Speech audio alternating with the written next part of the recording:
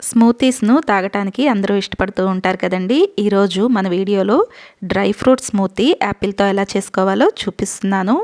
దీనిని బ్రేక్ఫాస్ట్గా కానివ్వండి, సాయంత్రం టైంలో కానివ్వండి, మీకు నచ్చిన టైంలో తీసుకోవచ్చు. ఎప్పుడు తీసుకున్నా కడుపు నిండుగా అనిపిస్తుంది.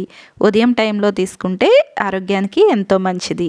దీనిని ప్రతిరోజు తీసుకుంటూ ఉంటే జుట్టు రాలటం తగ్గిపోతుంది. అలాగే చర్మం కూడా ఎంతో ఆరోగ్యంగా ఉంటుంది. అంతేకాకుండా శరీరానికి ఉపయోగపడే ఎన్నో పోషకాలు దీనిలో ఉంటాయండి. మరి ఈ స్మూతీని ఎలా చేసుకోవాలో చూద్దాం. Welcome to Vantalammi. నేను మోనిక. ముందుగా ఈ స్మూతీ చేసుకోవటం కోసం ఒక గిన్నెలోకి 4 నుండి 5 గింజ తీసిన ఖర్జూరాలను వేసుకోండి. జీడిపప్పు, బాదం, పిస్తా 5 నుండి 6 వరకు తీసుకోండి.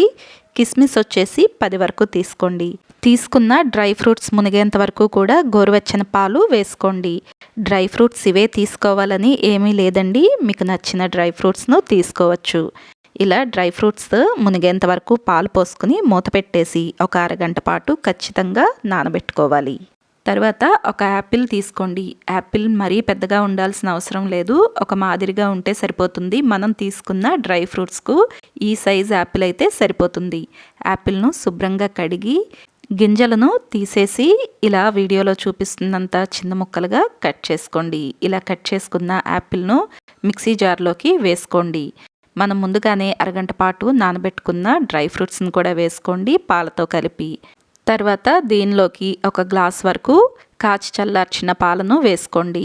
మనం వేసుకున్న ఖర్జూరం నుండే ఈ స్మూతీకి తీయదనం అనేది వస్తుందండి. ఒకవేళ మీరు ఇంకాస్త తీయదనం కావాలనుకుంటే 1 లేదా 2 స్పూన్లు తేనెను కూడా వేసుకోవచ్చు ఈ స్మూతీ చేసుకునేటప్పుడు.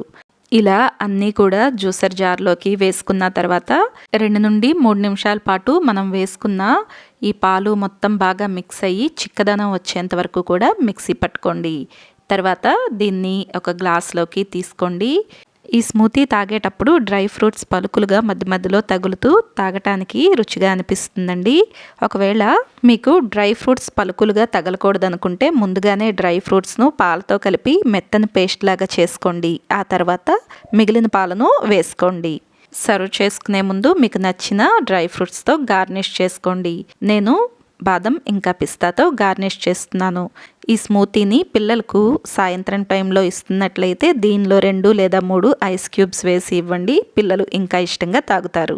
మరి ఎంతో ఈజీగా చేసుకునే ఈ యాపిల్ స్మూతీ రెసిపీ మీకు నచ్చితే వీడియోని లైక్ చేయండి.